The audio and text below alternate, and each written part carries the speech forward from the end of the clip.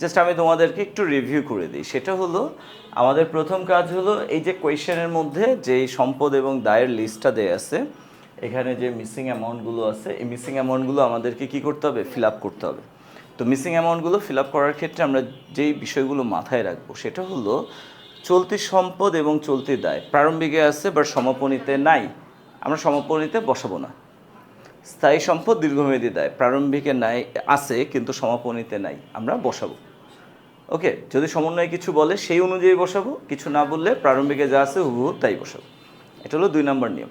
এবার 3 নম্বর নিয়ম হলো চলতি সম্পদ চলতি দায় স্থায়ী সম্পদ দীর্ঘমেয়াদী দায় সবার ক্ষেত্রেই একই নিয়ম। সেটা হলো সমাপনীতে আছে কিন্তু প্রারম্ভিকে অ্যামাউন্ট নাই, তার মানে আমরা সমাপনীরটা প্রারম্ভিকে বসাবো না। তাহলে প্রারম্ভিকেরটা সমাপনীতে যেতে পারে বাট সমাপনীরটা কখনোই প্রারম্ভিকে আসবে না, বুঝছে? ওকে, 3টা। এবার 4 নাম্বার যে নিয়মটা আমাদের মাথায় রাখতে হয় সেটা হলো যে আমাদের কোয়েশ্চেনে যদি সমন্বয়ের মধ্যে এমন কোনো একটা স্থায়ী সম্পদ দেয়া থাকে যেটা আমাদের এই লিস্টে নাই বা বিবরণীতে নাই, আমরা ওই স্থায়ী সম্পদটাকে বিবরণীতে বসাবো প্রারম্ভিক মূলধন এবং সমাপনী মূলধন নির্ণয়ের জন্য। ওকে, অবশ্যই সেটা কোথায় বসবে? সমাপনীতে বসবে। কোথায় বসবে? সমাপনীতে বসবে। বা যদি এমন কোনো দীর্ঘমেয়াদী দায় দেয়া থাকে যেটা লিস্টে নাই, সেটাও আমাদের এই লিস্টে অন্তর্ভুক্ত হবে। কোথায়? সমাপনীতে। কেন? প্রারম্ভিক মূলধন এবং সমাপনী মূলধন নির্ণয়ের জন্য। তবে যদি আমাদের কোয়েশ্চেনের মধ্যে কোনো চলতি সম্পদ দেয়া থাকে সমন্বয়ে, সেটা কিন্তু আমাদের এই লিস্টে আসবে না, অন্তর্ভুক্ত হবে না। ওকে, আচ্ছা। অ্যান্ড শেষ যেই কথাটা সেটা হলো যে বকেয়া ব্যয়, বকেয়া আয়, অগ্রিম ব্যয়, অগ্রিম আয়, এই টাইপের যে সমন্বয়গুলো আছে, হ্যাঁ, যদিও এরা চলতি সম্পদ বা চলতি দায় এরা কি সমাপনীতে আসার কথা, বাট এরা সমাপনীতে আসবে না। ওকে স্যার, এগুলো আমাদের মাথায় রাখতে হবে। তো চলো আমরা এখন এই ম্যাথটাকে সলভ করি। এটা 2018 সালের মানে দেয়া আছে। আমরা ম্যাথটা করতেছি কত সালের জন্য? 2018 সালের জন্য। এবং এখানে এক দেয়া আছে, এখানে 31/12 দেয়া আছে। তার মানে এটা হলো 2018 সালের প্রারম্ভিক তথ্য, আর এইগুলো হলো 2018 সালের সমাপনী তথ্য। ওকে, তো আমরা অ্যাট ফার্স্ট একটু দেখি এখানে কি বলছে। নগদ তহবিল, এটা প্রারম্ভিকেও দেয়া আছে, সমাপনীতেও দেয়া আছে। আচ্ছা, এরপরে কি বললো? মজুদ পণ্য, এটা প্রারম্ভিকে দেয়া আছে, সমাপনীতেও দেয়া আছে। এরপরে কি বললো? বিনিয়োগ। আচ্ছা, বিনিয়োগ সমাপনীতে আছে বাট প্রারম্ভিকে দেয়া নাই।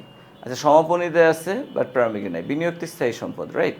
তো এটা যদি প্রারম্ভিকে থাকতো সমাপনীতে না থাকতো, তাহলে প্রারম্ভিকটাকে আমরা সমাপনীতে বসাতাম। কিন্তু এখন সমাপনীতে আছে, প্রারম্ভিকে নাই, বলে আমরা কি প্রারম্ভিকে বসাবো? না, আমরা প্রারম্ভিকে বসাবো না। সমাপনীর তথ্য প্রারম্ভিকে আসবে না।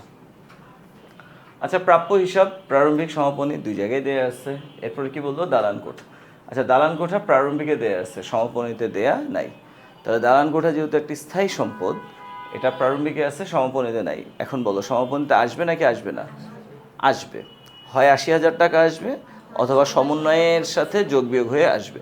তো আমরা অ্যাট ফার্স্ট দেখি দালান কোঠা নিয়ে সমন্বয়ে কিছু বলছে কিনা। ওকে, দালান কোঠা নিয়ে সমন্বয়ে কি কিছু বলছে? আচ্ছা, এখানে মানে অবচয় বা এটা না, আমরা নতুন করে দালান কোঠা বানাইছে কিনা বা বিক্রি করছে কিনা এই টাইপের কোনো কথা বলছে? দেখো, আমরা সমন্বয় যদি দেখি তো এখানে আমরা দেখলাম যে নতুন করে দালান কোঠা কেনা হয়েছে বা দালান কোঠা বেচা হয়েছে, দালান কোঠা বাড়ছে বা কমছে, এই টাইপের কিছু বলে নাই। অবচয় তো এটা ব্যয়, ওটা তো আলাদা জিনিস, তাই না? তার মানে আমরা কি করব? দালান কোঠা প্রারম্ভিকে যা আছে আমরা সমাপনীতে সেটাই বসিয়ে দেব। ওকে, আচ্ছা। এরপরে আসবাবপত্রের কথা বলছে। দেখো, আসবাবপত্র প্রারম্ভিকে আছে বাট সমাপনীতে নাই, তার মানে অবশ্যই সমাপনীতে যাবে। তবে তার আগে আমরা একটু সমন্বয়টা দেখি, আসবাবপত্র নিয়ে কিছু বলছে কিনা। দেখো তো সমন্বয়ে আসবাবপত্র নিয়ে কিছু বলছে? আচ্ছা, সমন্বয়ে যে আমরা নতুন করে আসবাবপত্র কিনেছি বা আসবাবপত্র বেচে দিয়েছি, এই টাইপের কিছু বলছে সমন্বয়ে? না, এখানে এই টাইপের কিছুই বলে নেই। তো যেহেতু কিছুই বলে নেই, তার মানে এখানে প্রারম্ভিকে যা আছে সমাপনীতে তাই বসবে। Okay sir? আচ্ছা আচ্ছা, এবার আমরা সমন্বয়গুলো পড়ব যে এমন কোনো স্থায়ী সম্পদ বা দীর্ঘমেয়াদী দায় আছে কিনা যেটা এই লিস্টের মধ্যে নাই। আচ্ছা, আছে কিনা দেখো। এই যে মিস্টার মজিদ তার নিজ প্রয়োজনে ব্যবসাতে 10,000 টাকা নগদ এবং 5,000 টাকা মূল্যের পণ্য উত্তোলন করেছেন, এইগুলা কি এখানে আসবে বলো? না, আসবে না। আচ্ছা এটা কিন্তু জিরো হবে, এটা আমরা জিরো বসাই নাই, ওটা ডট বা জিরো। আচ্ছা এই উত্তোলিত অর্থ থেকে তিনি কারবারের জন্য 5,000 টাকা মূল্যের মেশিন ক্রয় করেন। কি করেন? মেশিন ক্রয় করেন। আচ্ছা দেখো তো এখানে কোথাও মেশিন আছে কিনা? নাই। যদি না থাকে তাহলে আমরা নতুন করে লিখব মেশিন। এটা কিন্তু প্রারম্ভিকে যাবে না, যাবে কোথায়? সমকোণীতে। কয় টাকা? 5,000 টাকা। Okay sir.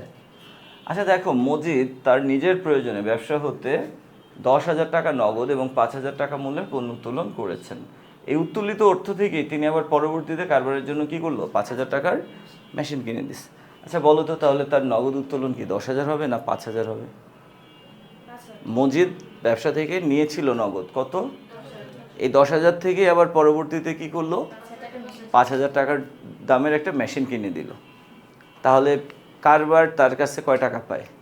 আমরা তো কারবার নাকি ফার্ম, তাহলে আমরা মজিদ নামক, মজিদ তো পাওনাদার, এই সরি মালিক, তাহলে আমরা মজিদের কাছে কয় টাকা পাই? 5,000। তার মানে উত্তোলনের পরিমাণ কত হবে? নগদ উত্তোলন 5,000, পণ্য উত্তোলন 5,000। ওকে আচ্ছা এবার দেখো অন্যান্য তথ্যাবলী দিয়ে আছে। প্রাপ্য হিসাবে 2,000 টাকা আদায়যোগ্য নয়, তার মানে এটা কি? নতুন অনাদায়ী পাওনা। তাহলে নতুন অনাদায়ী পাওনা এটা কোথায় যায়? বা নতুন কুড়িন এটা কোথায় যায়? এটা একটা ব্যয়, সো এটা কি হবে? লাভ লোকসান হিসাবের ব্যয়ের দিকে যাবে, আর বৈষয়িক বিবৃতিতে দেনাদার থেকে বাদ যাবে, তাই না বলো? অবশিষ্ট প্রাপ্য হিসাবের উপর 10% হারে অনাদায়ী পাওনা সঞ্চিতি ধরতে বলছে। তো ওই যে অনাদায়ী পাওনা আর অনাদায়ী পাওনা সঞ্চিতি দুটোটার কাজই কি? সেম। এরা দুইটাই কি হয়? ব্যয়ের দিকে যায়, অর্থাৎ লাভ লোকসানের ব্যয়ের দিকে যাবে। অ্যান্ড দেন এরা দুইটাই কি হবে? বৈষয়িক বিবৃতিতে দেনাদার থেকে বাদ যাবে, তাই না বলো? তাহলে আমরা এই যে 2,000 এটা কোথায় নিব বলো তো? এটা লাভ লোকসান হিসাবে নিব, তাই না? এটা লাভ লোকসান হিসাবে নিব, আর দেনাদার থেকে বাদ দিব, দেনাদারের পাশে একটা স্টার দিলাম। আবার এই যে অনাদায়ী পাওনা সঞ্চিতি এটাও কোথায় নিব বলো? এটাও লাভ লোকসান হিসাবে নিব, তাই না বলো? আর কি করব? দেনাদার থেকে বাদ দিব। আমরা একটু মার্ক করে রাখি, হ্যাঁ, যেন মিসিং না হয়ে যায়। ওকে এরপরে কি বলছে? উপযোগ বিল 5,000 টাকা বকেয়া আছে। উপযোগ কি? একটা খরচ না? তা ব্যয় যদি বকেয়া থাকে তাহলে এটা ব্যয়ের সাথে যোগ হয় না বিয়োগ হয়? যোগ হয়। তার মানে উপযোগ বকেয়া, উপযোগ ব্যয়, এটা লাভ লোকসানের ব্যয়ের দিকে যাবে। কোথায় যাবে? ব্যয়ের দিকে যাবে। তাহলে এটা লাভ লোকসানে যাবে, ব্যয়ের দিকে, তাই না বলো? আর কি হবে? এটা দায়ের দিকে যাবে। বৈষয়িক বিবৃতির কোথায় যাবে? দায়ের দিকে যাবে। ওকে আচ্ছা এরপরে বলছে কি? অফিস ভাড়া 3,000 টাকা অগ্রিম প্রদান করা হয়েছে। এই যে অগ্রিম অফিস ভাড়া এটা কি? ব্যয়, বকেয়া ব্যয় না অগ্রিম ব্যয়? আচ্ছা অগ্রিম ব্যয়টা কি ব্যয়ের সাথে যোগ হয় না বিয়োগ হয়? ব্যয়ের সাথে বিয়োগ হয়। তাহলে ব্যয়ের সাথে বিয়োগ হওয়া মানে এটা কোথায় যাবে? আয়ের দিকে যাবে। তাহলে অগ্রিম অফিস ভাড়া এটা কোথায় যাবে? এটা লাভ লোকসানের আয়ের দিকে যাবে। কোথায় যাবে? আয়ের দিকে যাবে। আর কোথায় যাবে? বৈষয়িক বিবৃতির সম্পত্তির দিকে যাবে, তাই না বলো? ওকে দালান কোঠা ও আসবাবপত্রের উপর 5% হারে অবচয় ধরতে হবে। আচ্ছা আমরা দালান কোঠার অবচয় কোথায় নেব বলো তো? আচ্ছা এটা লাভ লোকসান হিসাবে যাবে, তাই না? আর কি হবে? দালান কোঠা থেকে বাদ যাবে, দালান কোঠায় স্টার। আবার দেখো আসবাবপত্রের অবচয়টাও কোথায় যাবে বলো?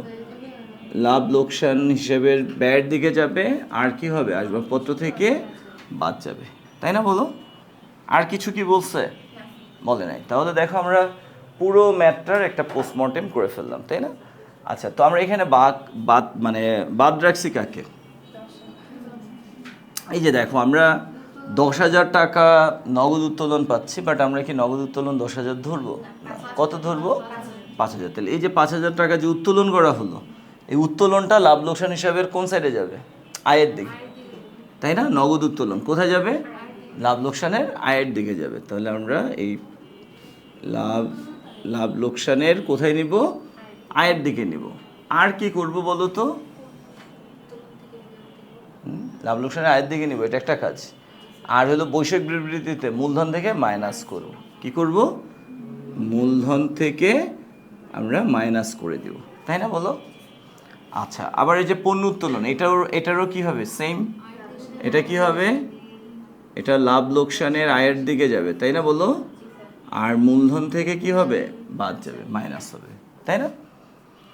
আচ্ছা, আর এই যে মেশিন ক্রয় যেটা 5,000 টাকা, এটা তো এই ছকের মধ্যেই চলে গেছে। কোথায়? ছকের মধ্যেই চলে গেছে, তাই না? সো এটার আর কিছু হবে না। Okay fine. এখন আসো, ক বলল প্রারম্ভিক ও সমাপনী মূলধনের পরিমাণ নির্ণয় করো। আমরা এখন কি করব? প্রারম্ভিক এবং সমাপনী মূলধনের পরিমাণ নির্ণয় করব। তাহলে চলো আমরা ক করে ফেলি। ক, প্রারম্ভিক ও সমাপনী মূলধনের পরিমাণ নির্ণয়। প্রারম্ভিক ও সমাপনী মূলধনের পরিমাণ নির্ণয়। ওকে,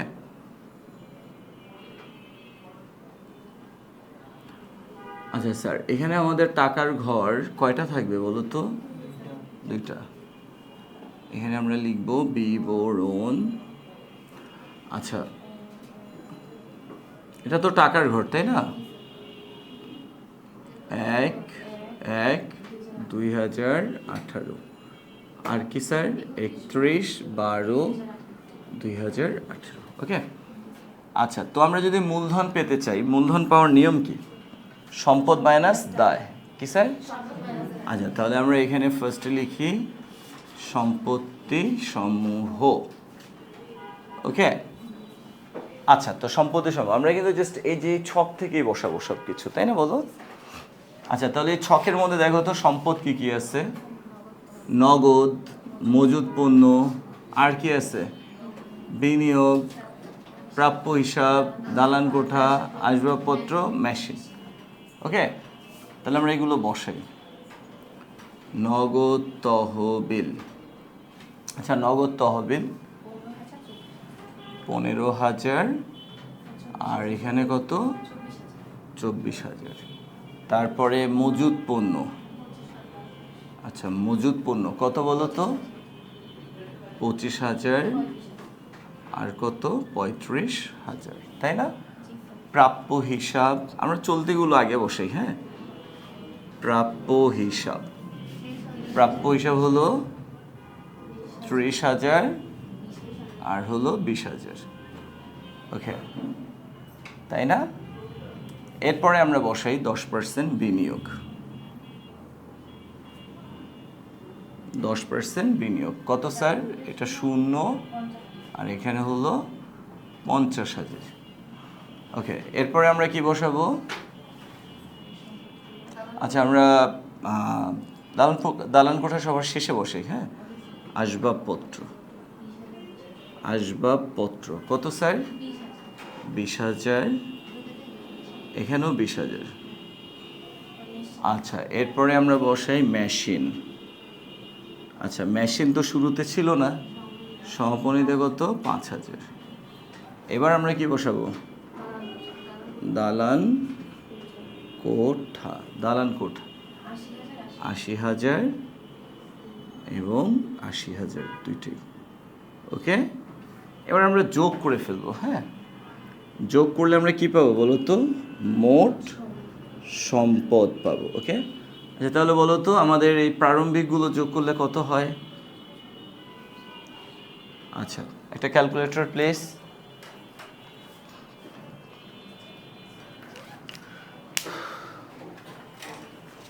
এই ক্যালকুলেটর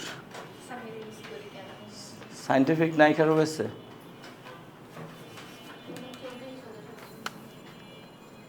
আচ্ছা, দেখো তাহলে 15,000 যোগ 25,000 যোগ 30,000 যোগ 20,000 যোগ 80,000, তাহলে 1,70,000 হয়। কত হয় স্যার? 1,70,000। এই যে 1,70,000, এটা কি মোট প্রারম্ভিক সম্পদ? কি স্যার? আচ্ছা, এবার আবার আসো, আমরা যদি সমাপনীগুলো যোগ করি, 24,000 যোগ 35,000 যোগ 20,000 যোগ 50,000 যোগ 20,000 যোগ 5,000 যোগ 80,000 ইকুয়াল, তাহলে কত হয়? 2,34,000। এই যে 2,34,000, এটা হলো কি সমাপনী, মোট সমাপনী সম্পদ। ওকে। আচ্ছা, এখান থেকে আমরা বাদ দিব কি বলো তো? দায় সমূহ বাদ দিব, দায় সমূহ। এখন দেখো আমাদের এখানে দায় আছে কয়টা? জাস্ট একটাই, প্রদেয় হিসাব, রাইট? প্রদেয় হিসাব। আচ্ছা, প্রদেয় হিসাব কয় টাকা আছে? 18,000। এটা কিন্তু মাইনাস আকার হবে, হ্যাঁ। আর এই সাইডে কত? 15,000। আর কি আছে বলো? নাই, আর কিছুই নেই। তাহলে আমি 2,34,000 থেকে 15,000 মাইনাস করে দিচ্ছি, তাহলে পাচ্ছি কত? 2,19,000। এখানে আমি 1,70,000 থেকে মাইনাস করে দিচ্ছি 18,000, ইকুয়াল আমরা পাচ্ছি কত? 1,52,000। Close close. এই যে পেলাম, এটার নামই হচ্ছে মূলধন। যে মোট সম্পদ থেকে আমরা দায় মাইনাস করে যে টাকাটা পেলাম, যে ব্যালেন্সটা পেলাম, এটার নামই কি? মূলধন। তাহলে মূলধন মানে কি বলো তো? সম্পদ ও দায়ের পার্থক্য। সম্পদ ও দায়ের পার্থক্য, এটা আমরা এখানে লিখে দিলাম। Okay sir? তাহলে দেখছো এই যে প্রারম্ভিক ও সমাপনী মূলধনের পরিমাণ নির্ণয় করো, এটা কি অনেক ইজি না? ইজি, খুব ইজি, আমরা খুব সহজেই করে ফেললাম। তবে এটা করার আগে আমাদেরকে অবশ্যই কি করতে হবে বলো তো? এই যে সম্পদ দায়ের সারণী বা বিবরণী দেয়া আছে কোয়েশনে, এটাকে পারফেক্টলি কি করতে হবে? ফিল আপ করতে হবে। ওকে? আচ্ছা, এখন ধরো তুমি এখানে দালান কোঠা 80,000 বসিয়েছ প্রারম্ভিকে, সমাপনীতে ডট আছে, তুমি ডট দিলা, ধরো এইগুলো ডট আছে নাকি? তো দালান কোঠা 80,000 বসিয়েছ, ডট দিলা। আসবাবপত্র 20,000 বসিয়েছ, ডট দিলা। বলো তোমার কি অঙ্ক হবে? হবে না, কাটা যাবে কিন্তু। ওকে? সেই কারণে প্রারম্ভিক ও সমাপনী মূলধন নির্ণয় করার আগে তোমার কাজ কি বলো তো? এই সারণীটাকে ফিল আপ করে ফেলা। পারফেক্টলি যদি সারণীটা ফিল আপ না করো, তাহলে তোমার ম্যাথ কাটা যাবে, ভুল হবে। ওকে? আচ্ছা, এটা তুলেছো সবাই? ছবি তুলো।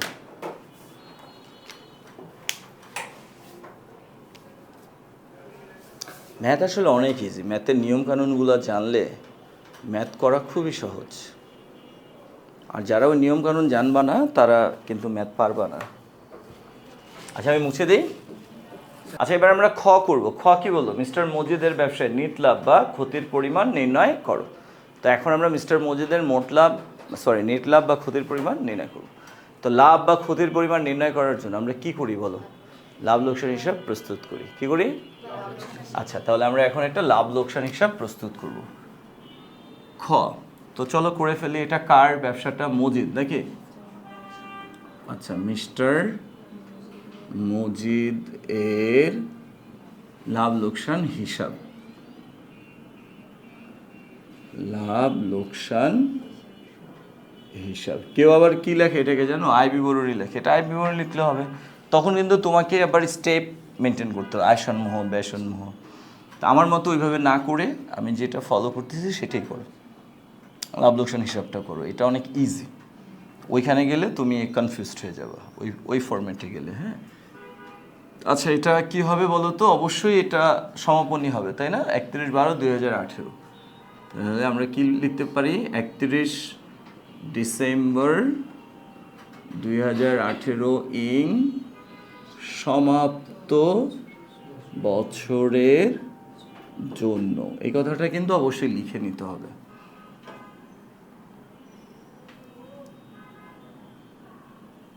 আচ্ছা, আমরা প্রথমে একদম 2 ভাগ করে নিলাম, মানে এটা হলো অনেকটা খতিয়ানের মতো। হ্যাঁ, আচ্ছা, বিবরণ টাকা, বিবরণ টাকা। ওকে? তবে আমরা এখানে ডেবিট ক্রেডিট কিন্তু লিখবো না, বাট আমরা জানি বাস সাইডটা কি? ব্যয়ের দিক, আর ডান সাইডটা কি? আয়ের দিক, তাই না? তো লাভ লোকসান হিসেবে আমরা স্টার্ট করি কি দিয়ে বলো তো? প্রারম্ভিক মূলধন দিয়ে। ওকে? আর ডান দিকটা স্টার্ট করি কাকে দিয়ে? সমাপনী মূলধন দিয়ে। ওকে? তাহলে একটু আগে আমরা কতে প্রারম্ভিক মূলধন আর সমাপনী মূলধন নির্ণয় করেছি। আচ্ছা বলো, প্রারম্ভিক মূলধন আমরা কত পেয়েছি যেন?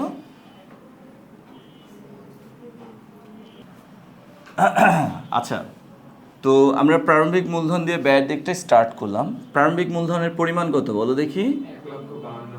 1,52,000। আর সমাপনী মূলধনের পরিমাণ 2,19,000। ওকে, এই যে প্রারম্ভিক মূলধন 1,52,000, এটা আমি কোত্থেকে পেলাম? ক থেকে। সমাপনী মূলধন 2,19,000 কোত্থেকে পেলাম? ক থেকে। ওকে, কর ইনফরমেশনগুলো আমরা এখানে বসিয়ে দিয়েছি। Okay fine. এবার আসো আমার ব্যয়ের দিকটায় প্রারম্ভিক মূলধন তো লিখলাম, এবার আমি কি লিখব? অতিরিক্ত মূলধন। কি লিখব? অতিরিক্ত মূলধন, তাই না? আচ্ছা, আর কি লিখব? মূলধনের সুদ। মূলধনের সুদ। আচ্ছা, সমাপনী মূলধনের দিকে আমরা কি লিখব বলো তো? উত্তোলন। কি লিখব? উত্তোলন, তাই না? ওকে, আর কি লিখব? উত্তোলনের সুদ। এই ফরম্যাটটা আমরা শিখেছি না স্যার? আমরা তো সবাই জানি নাকি লাভ লোকসান হিসাবে ডেবিট দিকে প্রারম্ভিক মূলধন, অতিরিক্ত মূলধন, মূলধনের সুদ। আর আয়ের দিকে বা ডান সাইডে কি বসবে? সমাপনী মূলধন, উত্তোলন, আর কি হবে? উত্তোলনের সুদ। আচ্ছা, এখন তোমরাই বলো আমাদের এই কোয়েশ্চেনের মধ্যে অতিরিক্ত মূলধন আছে না নাই? অতিরিক্ত মূলধন আছে? আছে। আচ্ছা, কিভাবে আছে? এই যে 5,000 টাকা মূল্যের মেশিন ক্রয় করেন, তাই না? এটা কি তার পকেট থেকে দিচ্ছে, নাকি সে যে টাকা উত্তোলন করছে সেইখান থেকে দিচ্ছে? যদি মালিক তার পকেট থেকে টাকা দিয়ে মেশিন কিনে দিত, সেটাকে আমরা অতিরিক্ত মূলধন বলতাম। আর মালিক তো সেটা করে নাই, সে ব্যবসা থেকে নিয়েছে কত? 10,000, সেইখান থেকে 5,000 টাকা দিয়ে কি করলো? মেশিন কিনে দিল। তো এখন আমরা যেটা বুঝবো, যেহেতু এই টাকাটা, এই যে নতুন মেশিন 5,000, এই টাকাটা মালিক নিজের পকেট থেকে দেয় নাই, দ্যাটস ওয়াই এই 5,000 টাকাকে আমরা অতিরিক্ত মূলধন বলবো না। ওকে, তার মানে আমাদের কোয়েশ্চেনের মধ্যে অতিরিক্ত মূলধন নাই, সো আমরা এখানে অতিরিক্ত মূলধন লিখবো না। যদিও আসার কথা, বাট আমরা কি আনবো? আনবো না। ওকে, আচ্ছা এবার বলো তো, মূলধনের উপর কি সুদ ধরতে বলছে কোথাও? আমাদের এই কোয়েশ্চেনে কোথাও বলছে মূলধনের উপর সুদ ধরতে হবে? বলে নাই। যেহেতু বলে নাই, তাহলে আমরা এখানে যদিও মূলধনের সুদ আসার কথা, বাট আমরা আনবো না। ফরম্যাট অনুযায়ী প্রারম্ভিক মূলধন, অতিরিক্ত মূলধন, মূলধনের সুদ আসার কথা, বাট আমরা শুধুমাত্র প্রারম্ভিক মূলধনটা আনলাম। অতিরিক্ত মূলধন নাই, আমি আনবো থেকে?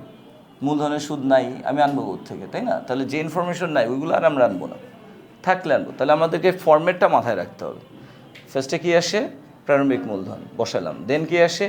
অতিরিক্ত মূলধন, নাই, বসালাম না। তারপরে কি আসে? মূলধনের সুদ, নাই, বসালাম না। তারপরে কি আসবে? ব্যয়। তারপরে কি আসবে? বকেয়া ব্যয়। তারপরে কি আসবে? অগ্রিম আয়। এই তো, এভাবে হবে না? তাহলে এই যে ব্যয়ের দিকের ফরম্যাটটা কি? ব্যয়ের দিকের ফরম্যাটটা মাথায় আছে না? মনে আছে না? কি কি স্যার? প্রারম্ভিক মূলধন, তারপরে কি? অতিরিক্ত মূলধন, তারপরে কি? মূলধনের সুদ, তারপরে কি? ব্যয়, তারপরে কি? বকেয়া ব্যয়, তারপরে কি? অগ্রিম আয়। এই তো, ব্যয়ের দিকে এর আসবে, এর বাইরে আর কেউ আসবে না। আবার আয়ের দিকে কি হবে? সমাপনী মূলধন, উত্তোলন, উত্তোলনের সুদ, এরপরে কি আসবে? আয়, এরপরে কি? বকেয়া আয়, আর কি আসবে? অগ্রিম ব্যয়। এই তো, এই কথাগুলো যদি তুমি মনে না রাখো, তাহলে কি তুমি এই বিবরণী করতে পারবা বলো? পারবা না। ওকে,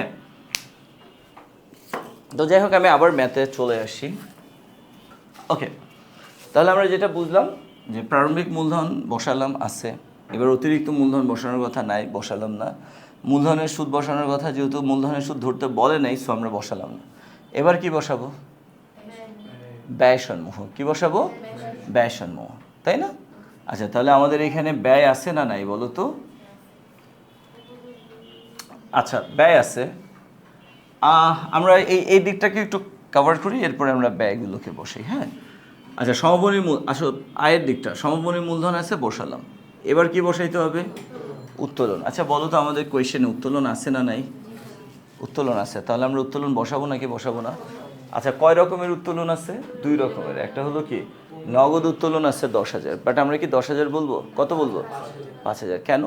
কারণ এই 10,000 থেকে আবার ব্যবসায়ের জন্য একটা মেশিন কিনে দেওয়া হয়েছে, সো সে 10,000 নেয়নি, অ্যাকচুয়ালি সে তার জন্য নিছে কত, তাহলে নগদ উত্তোলন কত, 5,000, পণ্য উত্তোলন কত, 5,000। ওকে, আচ্ছা উত্তোলনের উপর কি সুদ ধরতে বলছে কোথাও, বলে নাই, তাহলে উত্তোলনের সুদ কি আসবে না, তাহলে উত্তোলন আসবে বাট উত্তোলনের সুদ আসবে না। ওকে স্যার, তাহলে আমরা এখানে লিখলাম উত্তোলন নগদ কত 5,000 আর পণ্য কত 5,000। ওকে, টোটাল কত 10,000। ওকে স্যার, আচ্ছা তাহলে প্রারম্ভিক মূলধন আসলো, অতিরিক্ত মূলধন আসবে না, উত্তোলনের সুদও আসবে, এই মূলধনের সুদও আসবে না। সমাপনী মূলধন আসলো, উত্তোলন আসলো, এখন উত্তোলনের সুদ আসার কথা কিন্তু আসবে না, কারণ উত্তোলনের সুদ ধরতে বলেনি। ওকে, আচ্ছা এবার আসো আমরা একটু দেখি লাভ লোকসানে আর কে কে যাবে, আমরা লিখে রাখছি না বলো, তো লিখেই রাখছি। তো এই যে এখানে লাভ লোকসানে কে আসার কথা, নগদ উত্তোলন চলে আসছে, এখানে লাভ লোকসানে কে আসার কথা, পণ্য উত্তোলন চলে আসছে। এখন এই যে এখানে লাভ লোকসান হিসাবে কি লেখা আছে, প্রাপ্য হিসাবে 2,000 টাকা আদায়যোগ্য নয়, তাই না, তার মানে এটা কি অনাদায়ী পাওনা, এটা কি, তাহলে অনাদায়ী পাওনাটা কি ব্যয়, তাহলে ব্যয়টা কোথায় যাবে, ব্যয়ের দিকে, তাহলে আমরা এখানে লিখব অনাদায়ী পাওনা, অনাদায়ী পাওনা। আচ্ছা অনাদায়ী পাওনা কত, 2,000 টাকা, আমরা এখানে লিখি অনাদায়ী পাওনা 2,000, এটা ইনার কলামে লিখছে, কারণ আছে, কারণ হলো এখানে আবার কি আছে, অনাদায়ী পাওনা সঞ্চিতি আছে, এটাও ব্যয়, এটাও কোথায় আসবে, ব্যয়ের দিকে, তবে অনাদায়ী পাওনার সাথে কি হবে, যোগ হবে, নতুন অনাদায়ী পাওনা, নতুন অনাদায়ী পাওনা সঞ্চিতি, এই দুটা কি হয়, যোগ হয়। তাহলে এখানে আমরা লিখব যোগ নতুন অনাদায়ী, নতুন অনাদায়ী পাওনা সঞ্চিতি, রাইট, নতুন অনাদায়ী পাওনা সঞ্চিতি। স্যার নতুন অনাদায়ী পাওনা সঞ্চিতি কয় টাকা, 10 টাকা না 10%, আচ্ছা তাই আমার দরকার টাকা বাট দেয়া আছে কি পার্সেন্ট, এখন কি করব, টাকা বের করব কিভাবে, এই যে পার্সেন্টেজ এটা কার উপরে ধরতে হবে, সরাসরি ধরা যাবে না, তাহলে আমরা এই 10% প্রাপ্য হিসাবের উপর ধরবো, বাট প্রাপ্য হিসাব যা আছে তার উপরে, আচ্ছা আরেকটা ভেজাল আছে, দেখো তো প্রাপ্য হিসাবে আছে কয়টা, আমরা কোনটার উপর ধরবো, অলওয়েজ সমাপনীর উপর, কার উপর, এখন সমাপনীতে আছে কত 20,000, তাই না, এখন কি 20,000-এর উপরে ধরবো না, এই যে প্রাপ্য হিসাব 20,000 সমাপনী, এখান থেকে আমরা নতুন অনাদায়ী পাওনা কি করব, মাইনাস করব, তাহলে আমরা প্রাপ্য হিসাব 20,000 থেকে মাইনাস করে দিলাম কত 2,000, এই টাকার উপরে কয় পার্সেন্ট ধরবো, 10%, তাহলে 18,000 টাকার 10%-এ কত হয় 1,800 টাকা, তাহলে দুইটাকে যদি আমরা যোগ করি তাহলে কত হয় 3,800 টাকা, কয় টাকা হয় স্যার, বুঝতে পারলাম। তাহলে নতুন অনাদায়ী পাওনা সঞ্চিতি যদি পার্সেন্ট আকারে থাকে, অবশ্যই এটা কার উপরে ধরতে হবে, প্রাপ্য হিসাব বা দেনাদারের উপর, দেনাদার প্রারম্ভিক সমাপনী আছে, কোনটার উপরে ধরতে হবে, সমাপনীর উপর, সমাপনীতে যা আছে ওইটার উপরে ধরা যাবে না, সমাপনী যা আছে সেখান থেকে আমাদেরকে মাইনাস করতে হবে কি, নতুন অনাদায়ী পাওনা, এরপরে যে নেট দেনাদার সেটার উপরে আমাদেরকে ধরতে হবে, তাই না। আচ্ছা আমরা বুঝলাম সবাই, গুড। এবার আসো, তাহলে এই দুইটা গেল, এবার কে আছে, লাভ লোকসানে আর কে আসবে, এই যে বকেয়া উপযোগ বিল, তাহলে আমরা এখানে লিখি বকেয়া উপযোগ বিল, বকেয়া উপযোগ বিল কয় টাকা স্যার, বকেয়া উপযোগ বিল কত, 5,000, ওকে 5,000 লিখলাম। ওকে, এরপরে কি আসছে, এই যে অফিস ভাড়া অগ্রিম দেওয়া হয়েছে, অগ্রিম অফিস ভাড়া, এটা কি ব্যয় না অগ্রিম ব্যয়, আচ্ছা অগ্রিম ব্যয়টা কোথায় যাবে, আয়ের দিকে যাবে, যেহেতু অগ্রিম ব্যয় ব্যয় থেকে বাদ, তো আমি এই যে অগ্রিম অফিস ভাড়া কি অফিস ভাড়া থেকে বাদ দিতে পারতেছি, অফিস ভাড়া আছে, অফিস ভাড়া নামক ব্যয় যদি থাকতো আমি এখানে লিখতাম অফিস ভাড়া মাইনাস অগ্রিম, কিন্তু আমার তো এখানে অফিস ভাড়া নাই, সো মাইনাস অগ্রিম করতে পারতেছি, যেহেতু অগ্রিমকে মাইনাস করতে পারতেছি না তাই উল্টা দিকে বসাবো, অর্থাৎ অগ্রিম ব্যয়টাকে আয়ের দিকে বসাবো, তাহলে আমরা এখানে লিখে দিই অগ্রিম অফিস, অগ্রিম অফিস ভাড়া কয় টাকা স্যার, অগ্রিম অফিস ভাড়া কত 3,000 টাকা না, অগ্রিম অফিস ভাড়া 3,000 টাকা। আর আছে লাভ লোকসান হিসাব, হ্যাঁ আছে, এই যে দুইটা আছে, কেন দুইটা অপচয় ধরতে হবে, তাহলে অবচয়টা কি তোমরা বলো তো স্যার, অবচয়টা কি ব্যয়, আচ্ছা তাহলে আমরা ব্যয়ের দিকে অবচয় বসাবো, তাই না, বলো অবচয়, আচ্ছা তো ব্যয়ের দিকে আমরা অবচয় বসাবো, একটা কার উপর, দালান কোঠার উপর, আমরা এখানে লিখি দালান কোঠা। আচ্ছা বলো দেখি স্যার, দালান কোঠা কত? ৮০,০০০। সমাপনীটার উপরে ধরতে হয় অলওয়েজ। তো সমাপনী দালান কোঠা কত? ৮০,০০০। এটার উপরে কয় পার্সেন্ট ধরতে হবে? ৫%। তাহলে কত হয়? ৪,০০০ টাকা। Okay fine. এবার আমরা কার উপরে অবচয় ধরবো? আসবাবপত্রের উপর। আচ্ছা আমাদের সমাপনী আসবাবপত্র কয় টাকা? ২০,০০০। এটার উপরে কয় পার্সেন্ট? ৫%। তাহলে কত হয়? ১,০০০ টাকা। এখন দুইটাকে যোগ করলে কত হয়? ৫,০০০। তাহলে আমরা মানে অবচয় পেয়ে গেলাম কত? ৫,০০০। আর কি কিছু আছে আনার মতো? দেখো আছে না, তাহলে আমরা কিন্তু সবাইকেই নিয়ে আসছে, তাই না বলো? আমরা আবার একটু রিচেক করি। আচ্ছা ফার্স্টে ব্যয়ের দিকটা বলি। আচ্ছা ব্যয় প্রথমে কি আসে? প্রারম্ভিক মূলধন, আমরা ক থেকে বসিয়ে দিলাম। এরপরে কি আসে? অতিরিক্ত মূলধন, নাই তাই বসাই নেই। তারপরে কি আসে? মূলধনের সুদ, ধরতে বলে নাই তাই বসাই নেই। এরপরে কি আসে? ব্যয়গুলো, তাই না? ব্যয় আছে না? আছে। কি আছে? যে নতুন আমাদের পাওনা, নতুন আমাদের পাওনা সঞ্চিত। এরপরে কি বসে? বকেয়া ব্যয়। বকেয়া ব্যয় আছে না? আছে, বসিয়েছি, তাই না? এই যে অবচয় ব্যয় বসিয়েছি। ওকে, এরপরে কি বসার কথা? অগ্রিম আয়। অগ্রিম আয় কি আছে আমাদের কোথাও? নাই তাই বসেনি। আচ্ছা এবার আসো আমরা আয়ের দিকটা দেখি। আয়ের দিকে অ্যাট ফার্স্ট কে আসে বলো তো? সমাপনী মূলধন, আমরা ক থেকে পেলাম, বসিয়ে দিচ্ছি। দেন কি আসে? উত্তোলন আসছে, নগদ উত্তোলন, পণ্য উত্তোলন বসিয়েছে। এরপরে কি আসার কথা? উত্তোলনের সুদ, যেহেতু ধরতে বলে নাই সো আমরা এখানে বসাই নেই। এরপরে কি আসে? আয়। আয় আছে? নাই তাই বসে নেই। এরপরে কি আসে? বকেয়া। বকেয়া আছে? বসাই নেই। এরপরে কি আসছে? অগ্রিম ব্যয়। অগ্রিম ব্যয় আছে সো বসানো। ওকে, আর এখানে এমন আর কেউ নাই যে এখানে আসতে পারে, তাই না? এখন একটু তুমি ফোকাস করো ব্যয়ের দিক, আয়ের দিক, কোন দিকটাকে তোমার বড় মনে হয়? অবশ্যই আয়ের দিক। 2,19,000 এই সাইডে, তাই না? তাহলে যে দিকটা বড় আমরা ওই দিকটার যোগফল দুই সাইডে লিখে দিব। ওকে, তাহলে আয়ের দিকটা বড় সো আমরা আয়ের দিকে যোগফলটা নির্ণয় করি। 2,19,000 প্লাস 10,000 প্লাস 3,000 ইকুয়াল, তাহলে কত হয়? 2,32,000। এটা যেমন আমি আয়ের দিকে লিখলাম 2,32,000, তেমনি ব্যয়ের দিকেও লিখলাম। ওকে, এইবার এই যে 2,32,000, এখান থেকে আমি ব্যয়গুলোকে মাইনাস করে দিব। তাহলে -5,000 -5,000 -3,800 -1,52,000 ইকুয়াল, তাহলে কত হয়? 66,200। এই যে 66,200, এটার নাম হবে কি স্যার? নেট মুনাফা। কি হবে? নেট মুনাফা। কেন বলো তো এটা মুনাফা? কারণ আমার আয় বেশি হয়েছে ব্যয়ের তুলনায়।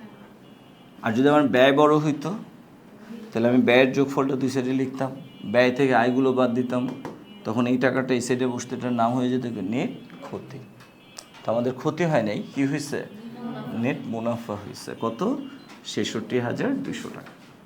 আমি কি বুঝতে পারলাম স্যার? আচ্ছা এখন বলো, এটাকে অনেক কঠিন মনে হয়েছে?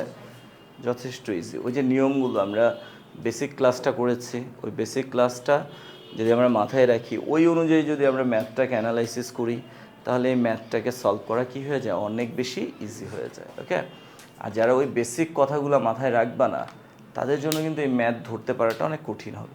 হয়তো তুমি কিছু অংশ পারবা, কিছু অংশ পারবে না। আর ম্যাথ তুমি যদি 99% পারো, 1% ভুল করো, তাহলে তোমার ম্যাথ কাটা। সো ম্যাথের ক্ষেত্রে you have to be 100% perfect. Okay, ছবি তুলে ফেলো। খুব ডিসগাস্টিং লাগে বুঝছো, পড়ানো খুব টাফ, বোরিং। একটা মানুষ পরিশ্রম করে কেন? পারিশ্রমিকের আসে। আর একটা শিক্ষকের পারিশ্রমিক হলো তার স্টুডেন্টের বেস্ট রেজাল্ট। টাকা তো আমি সবজি বেচলেও কামাইতে পারবো, তাই না? এই যে আমার কাছে পড়ে তোমরা অনেক ভালো রেজাল্ট করবা, লাইফে অনেক বড় হবা, হ্যাঁ, একটা ব্রাইট ফিউচার, এটাই হলো আমার সবচেয়ে বড় প্রত্যাশা। এবং তার কারণেই কিন্তু আমি এত গুছায়ে, মানে এত পরিশ্রম করে, জোর করে হোক, বুঝায় হোক, যেমনিই হোক, যে তোমাদেরকে পড়ানোর চেষ্টা করি। এরপর দিন শেষে যদি দেখি রেজাল্ট হইলো কি ফেল, বুঝো কতটা মানে হতাশা কাজ করে। আর একটি স্টুডেন্ট ফেল করলে বাপ মা প্রথমেই টিচারের ধরে, তাই এবারে টাকাই দিছি হুদা খাবে, এই কয় মাস পড়ছে পইরা কিছুই আমার বাচ্চারা শেখায় নাই, হুদেই টাকাগুলা দিছে। দেখো ওই যে আমাদের অনেকগুলো স্টুডেন্ট ওরা ঢাকা ভার্সিটিতে চান্স পাইছে, প্লাস পাইছে, স্কলারশিপ পাইছে, তাই না? তোমাদের সামনে এনে এনে ওদেরকে দাঁড় করাইছি, পুরো রুম ভরা স্টুডেন্ট, তাই না?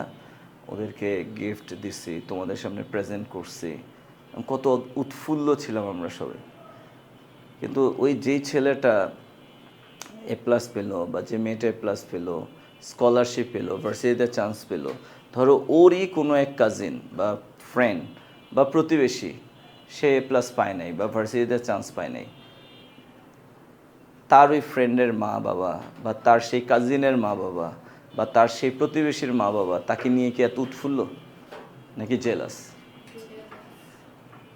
তুমি আর তোমার ধরো আপন চাচাতো বোন বা আপন খালাতো বোন বা আপন মামাতো বোন, একই সাথে পরীক্ষা দিস, ওরসে তুমি ভালো রেজাল্ট করছো, দেখবা তোমার ওই আপন চাচি, আপন মামি, আপন কাকি, হ্যাঁ, অথবা আপন চাচি, হ্যাঁ, অথবা আপন মামা, আপন চাচা, আপন কি বলবো, তারা কিন্তু তোমাকে নিয়ে খুশি হবে না, বরং জেলাস হবে।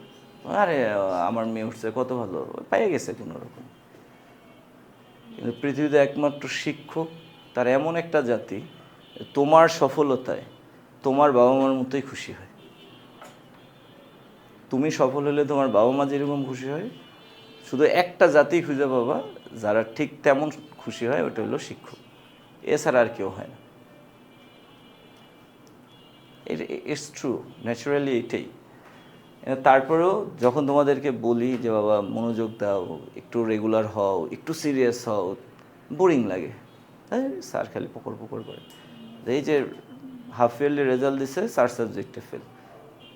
এবার বুঝো যে স্টুডেন্ট অ্যাকাউন্টিং, ফিনান্স, আইসিটি, ইংলিশে ফেল, ওর পড়াশোনা করার দরকার আছে? হ্যাঁ, আর প্রত্যেকে কোনো গরিব পোলাপাইন তো পড়ে না, প্রত্যেকের ফ্যামিলি ভালো, সচ্ছল, প্রত্যেকে ভালো কলেজের স্টুডেন্ট, তাই না? তাহলে এই যে তোমার মা, তোমার বাবা তোমাকে এত ভালো জায়গায় পড়াচ্ছে, তোমার পিছনে এত টাকা ইনভেস্ট করতেছে, তোমাকে এত আল্লাদি টাইপের একটা জীবন মানে জীবনের ব্যবস্থা করে দিছে, বিনিময়ে তুমি তাদেরকে কি দিলা? লজ্জা, তিরস্কার। কারণ যেই 4 সাবজেক্টে ফেল করছে নির্ঘাত কলেজ থেকে তার বাপ মারে ডাকাবে। আমিও তো কলেজের শিক্ষক, হ্যাঁ, আমি তো জানি ডাকানোর পর কি কি বলা হয়। তুমি তো ফেল করো নাই, মনে হবে তোমার বাপ মা ফেল করছে, টিচার এমনভাবে তাদের সাথে ট্রিট করবে। গার্ডিয়ানরা আতঙ্কিত থাকে যে রে ফেল করছে, এখন যে কি জবাব দিব। বুঝো তাহলে তোমার এত আদর, আহ্লাদ, ভালোবাসা, টাকা পয়সা ইনভেস্টমেন্ট কইরা বিনিময়ে তোমার কাছ থেকে তারা কি পাইল? তিরস্কার, লজ্জা, অপমান। এবার বুঝো যে তোমার জীবনটা কি পরিমাণ ব্যর্থ, যে তোমাদেরকে এত কিছু দিতেছে, তাদেরকে তোমরা বিনিময়ে কি দিলা? অপমান আর লজ্জা। আমি এই যে MBA পরীক্ষা যখন দিছি, বিশেষ করে MBA, আমার তো সিজিপিএ অনেক ভালো ছিল, ছেলেদের মধ্যে আমি সবচেয়ে ভালো অবস্থায় ছিলাম। MBA পরীক্ষার আগেও আমার সাথে এরকম একটা ঘটনা ঘটছে যে রাত্রেবেলা আমি স্বপ্ন দেখতেছি আমি পরীক্ষার হলে যেয়ে কিছু লিখতে পারতেছি না, প্রশ্ন এমন যে আমি কিছুই পারতেছি না, এই ঘুমের ঘরের থেকে আমি লাফ দিয়ে উঠে গেছি। আরে বাপ! পরের দিন সকালে দরজা জানলা বন্ধ করে পড়া শুরু করছি। তো আমার MBA-র অবস্থা যদি এরকম হয়, তা তোমরা তো এখন মাত্র মানে ডিম ফাইটা ছানা বের হয়েছে, তাই না? তা তোমাদের অবস্থা কি বলো? তো মানে যাদের মধ্যে প্যাশন থাকে যে না আমাকে ভালো রেজাল্ট করতে হবে, ভালো রেজাল্ট করা উচিত, বাবা মা এত ইনভেস্ট করছে আমার আমার আমার মানে আমার জন্য, সময়, শ্রম, অর্থ তিনটাই, সো তাদেরকে এর প্রতিদান দিতে হবে, দেখবা তাদের কাছে পড়াশোনা ভালো লাগে। হ্যাঁ, আবার বাবা মারও অনেক দোষ আছে, কিছু অশিক্ষিত মূর্খ টাইপের বাপ মা আছে, হ্যাঁ, ছেলে পরে ইন্টার ফার্স্ট ইয়ারে R15 কিনে দেয়, আইফোন কিনে দেয়, হ্যাঁ, ওই ম্যাক কম্পিউটার কিনে দেয়, হ্যাঁ। তো ছেলে কি রাত্রের বেলা তাহাজ্জুদের নামাজ পড়বে নাকি বুক পড়বে না ফেসবুক পড়বে, এগুলো আর চিন্তা করে না। হ্যাঁ, এগুলো উচিত না। আরে ভাই, 80 বছরের বুড়ো একটা মানুষের হাতে তুমি একটা আইফোন দাও, আর বাসায় নেট দাও আর অন্ধকার মানে নিজস্ব একটা পার্সোনাল রুম দাও, দেখো উনি 10 মিনিট কোরআন তেলাওয়াত শুনলে 10 ঘন্টা সানি লিওনরে দেখবে। অনেস্টলি মানুষরা আল্লাহ বানাইছে এরকমভাবে যে সুযোগ পাইলেই মানুষ কী করবে, অপকর্ম করবে। তো যদি 80 বছরের বুইরা যদি এই কাজ করে আর তোমাদের বয়স 18 বছরও হয় নাই, তোমরা কি করবা? এটা কি বাপ মার বোঝা উচিত না? তো যেই সমস্ত বাপ মা বুঝে না এর এই বাসটা খায়, এরকম টাকা দিয়ে কিনা মানে অপমান খায় আর কি। ওকে যাই হোক, বাদ দাও, আমার কি, ফেল করলে তোমরা করবা, আমি তো আর পরীক্ষা দেবো না। আচ্ছা আচ্ছা আচ্ছা কি বলছে? মিস্টার মজিদের বৈষয়িক বিবৃতি তৈরি করো। ওকে আচ্ছা, বৈষয়িক বিবৃতি, উদ্ধৃতপত্র, আর্থিক অবস্থার বিবরণী একই জিনিস। আমরা এখন একটা বৈষয়িক বিবৃতি তৈরি করব। ওকে, তো চলো আমরা করে ফেলি। কি জানি নাম? মিস্টার মজিদ। আচ্ছা, মিস্টার মজিদ এর বৈষয়িক বিবৃতি নাকি? বৈষয়িক বিবৃতি 31 ডিসেম্বর 2018 এখানে আমরা সমাপ্ত বছর লিখব না, হ্যাঁ? ওই সমাপ্ত বছরটা হয় লাভ লোকসান হিসাবের ক্ষেত্রে।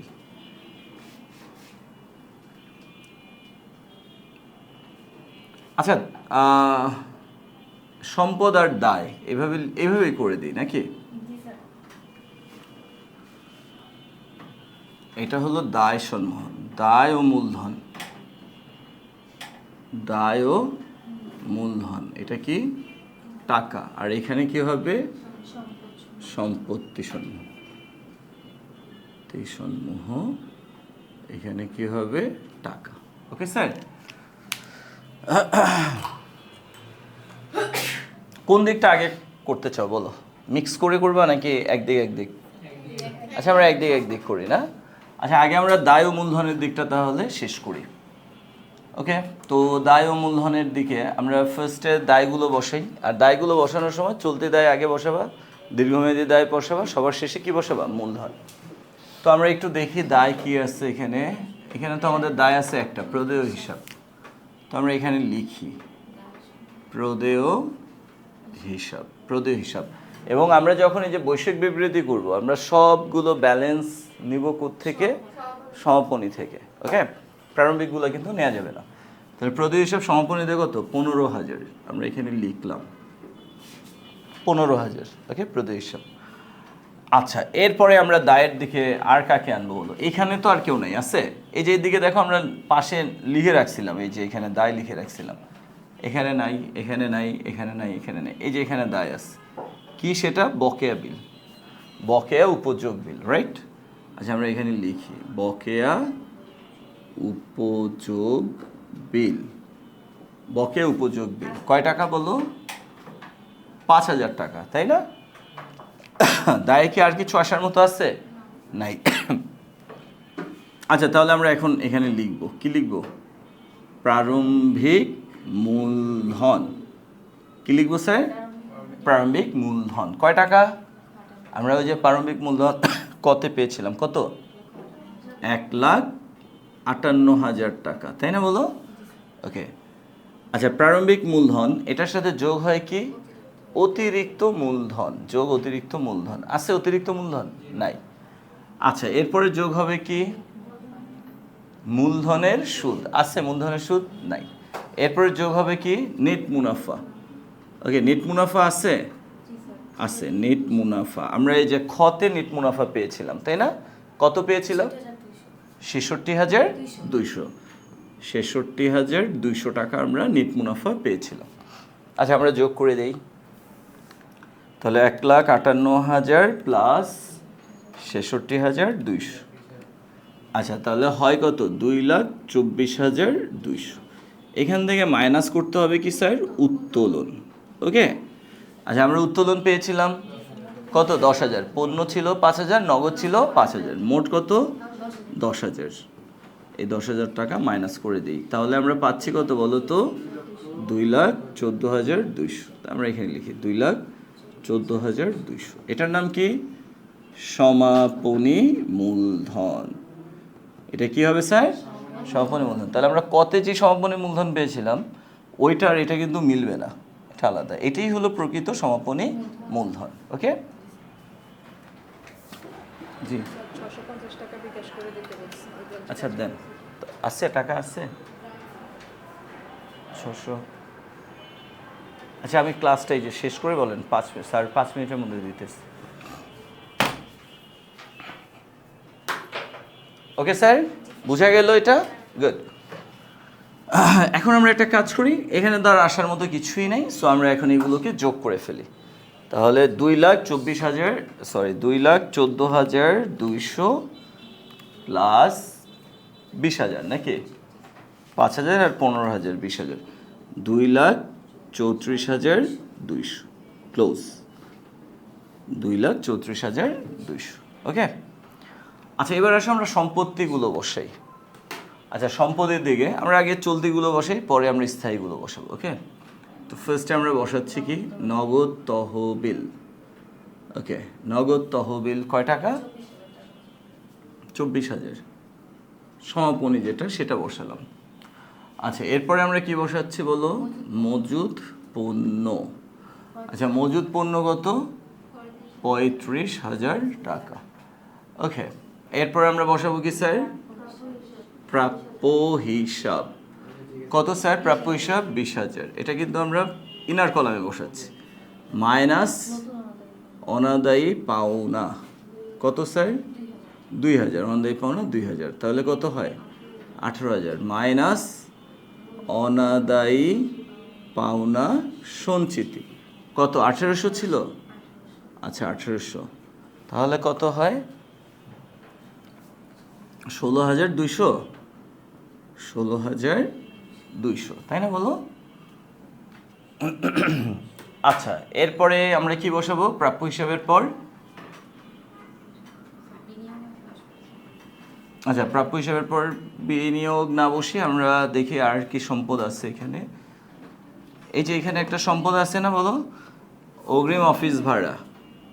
আচ্ছা আমরা এটা বসাই, অগ্রিম অফিস ভাড়া। অগ্রিম অফিস ভাড়া কয় টাকা? 3,000 টাকা হলো। এবার আমরা স্থায়ীগুলো বসানো শুরু করি। 10% বিনিয়োগ। আচ্ছা আমি কিন্তু একটা ভুল করে ফেলছি। হ্যাঁ ভুলটা হলো এই যে 10% বিনিয়োগ বলছি, এই বিনিয়োগের উপরে কিন্তু আমাদেরকে সুদ ধরতে হবে। ওকে বিনিয়োগের উপরে 10% সুদ। এই যে বিনিয়োগের সুদ কয় টাকা হবে বলো তো? বিনিয়োগ 50,000 না? এই 50,000-এর উপরে সুদ ধরবো। এখন কথা হলো এই বিনিয়োগটা আমরা কবে করেছি সেটা কি উল্লেখ আছে? নাই। তাহলে আমরা 6 মাসের সুদ ধরবো। কয় মাসের? তাহলে 5,000-এর অর্ধেক কত হয়? 2,500 টাকা।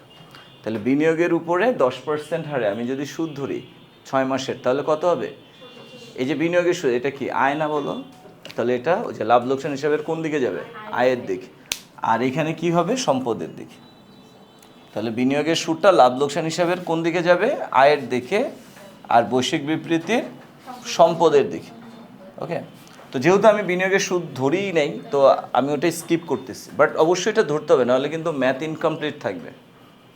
ম্যাথ মিলে যাবে কিন্তু তোমার পারফেক্ট হবে না, হয়তো টিচার কিছু মার্কস কেটে দিবে। হ্যাঁ তো যেহেতু ভুলবশত আমি বিনিয়োগের সুদটা ধরে নেই আর এখন ওটা রিকভার করা সম্ভব না আমার, দ্যাটস ওয়াই আমি আর কি বলে দিলাম যে তোমরা বিনিয়োগের সুদটা কয় জায়গায় নিবা? 2 জায়গায়। এখানে 50,000 টাকার উপরে 10% হারে 6 মাসের সুদ ধরবা, হবে কত? 2,500। এটা লাভ লোকসানের আয়ের দিকে যাবে আর বৈশ্বিক বিবৃতির সম্পদের দিকে যাবে। তো আমি কোনো দিকেই নিচ্ছি না, আমি পুরোটা স্কিপ করতেছি। ওকে 10% বিনিয়োগ কত স্যার? 50,000 টাকা হলো। ওকে এরপরে আমরা কি লিখবো বলো? দালান কোঠা। আচ্ছা দালান কোঠা কত? 80,000 টাকা। আচ্ছা এখান থেকে আমরা মাইনাস করে দিব কি? অবচয় কয় টাকা ছিল? 2,08,200। ওকে আচ্ছা 2,08,200। এখন যদি যোগ করি তাহলে কত হবে? 2,28,200 না? 2,28,200 2,28,200। ওকে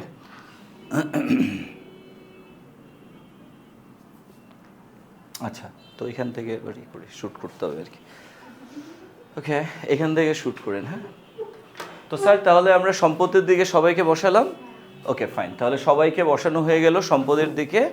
এবার আমরা কি করব, আমরা এই সবগুলো সম্পদকে যোগ করব। ওকে, এবং আমাদের যোগফল যদি মোট দায় ও মূলধন অর্থাৎ 2,28,200 টাকার সমান হয় তাহলে বুঝবো আমাদের ম্যাথটা হয়েছে। আর যদি না হয় তাহলে বুঝবো কি ম্যাথ হয় না। সো এগুলো যোগ করার আগে তোমরা সবাই মনে মনে প্রস্তুত থাকো যেন যোগফলটা কত হয়, 2,28,200 হয়। ওকে, তো চলো আমরা যোগ করি। আচ্ছা, মিলবে তো অবশ্যই, আমরা তো ঠিকঠাকভাবে ম্যাথ করেছি, তাই না? ওকে, আচ্ছা তাহলে 24,000 যোগ 35,000 যোগ 16,200 যোগ 3,000 যোগ 50,000 যোগ 76,000 যোগ 19,000 যোগ 5,000 ইকুয়াল 2,28,200। ওকে, তাহলে আমাদের মোট দায় ও মূলধন যা, মোট সম্পদও কি তা, তারপরে আমাদের দুই সাইড মিলে গেছে, আলহামদুলিল্লাহ ম্যাথ হয়ে গেছে, তাই না? তাহলে এই ম্যাথটা যদি তুমি করলে তুমি নিজেই বুঝতে পারবে যে তোমার ম্যাথ হয়েছে নাকি হয় নাই। ওকে, তাহলে দেখো আমরা এই যে এটা কিন্তু অবশ্যই একটা বোর্ড কোয়েশ্চেন। হ্যাঁ, তো এই যে কোয়েশ্চেনটা আমরা অ্যানালাইসিস করলাম, অ্যান্ড দেন আমরা প্রারম্ভিক ও সমাপনী মূলধন নির্ণয় করলাম, আমরা লাভ লোকসান হিসাবের মাধ্যমে মুনাফা বা ক্ষতি নির্ণয় করলাম, এবং বৈষয়িক বিবৃতির মাধ্যমে আমরা মোট দায় ও মূলধন এবং সম্পদের পরিমাণ নির্ণয় করলাম। এই পুরো জার্নিটা অনেক কঠিন লাগছে বলো? মোটেও কঠিন না। আমাদের ওই যে বেসিক নলেজগুলো থাকার কারণে সব কিছু আমাদের কাছে অনেক ইজি মনে হয়েছে, খুবই গুছানো মনে হয়েছে, তাই না? ওকে স্যার, তাহলে যারা এখনও এই ম্যাথটা বুঝো নাই তারা একটু কষ্ট করে ওই বেসিক ক্লাসটা দেখে দিও। ওকে, ঠিক আছে, আজকের ক্লাস এই পর্যন্তই। আল্লাহ হাফিজ।